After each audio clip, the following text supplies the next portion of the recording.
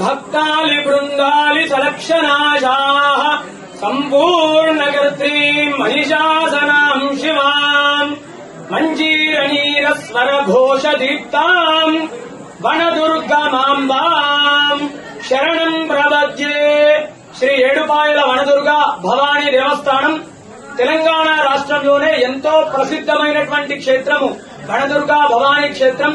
అమ్మలగన్న అమ్మ ముగురమ్మలకు మూలమైనటువంటి ఏడుపాయల వనదుర్గ భవానీ అమ్మవారి క్షేత్రం లోపల ఆషాఢ మాసం మొదటి ఆదివారాన్ని పురస్కరించుకొని వనదుర్గ అమ్మవారికి శాకాంబరీ దేవి రూపంలో అలంకరించడం జరిగింది. ఉదయం నుండే కూడా భక్తుల రద్దీ అధికంగా ఉంది.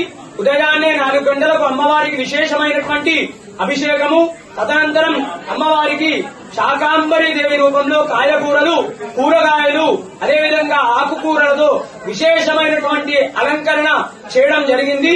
ఈ యొక్క ఆషాఢ మాసంలో శాకాంబరి అలంకరణ చేయడం వల్ల గాని, అమ్మవారిని దర్శించుకోవడం వల్ల గాని సీజనల్ వ్యాధులన్నీ కూడా తొలగిపోయి ఆరోగ్యంగా ఉంటారు.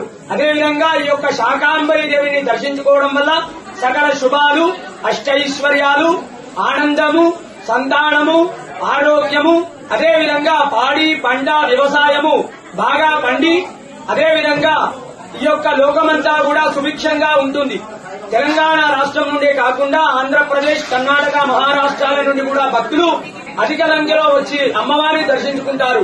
వచ్చేటువంటి భక్తులకు కూడా ఎలాంటి ఇబ్బందులు కలగకుండా ఆలయ ఈవో వీరేశం సారి గారు అన్ని ఏర్పాట్లు కూడా చేయించారు. వనదుర్గా భవానీ మాతాకి జై.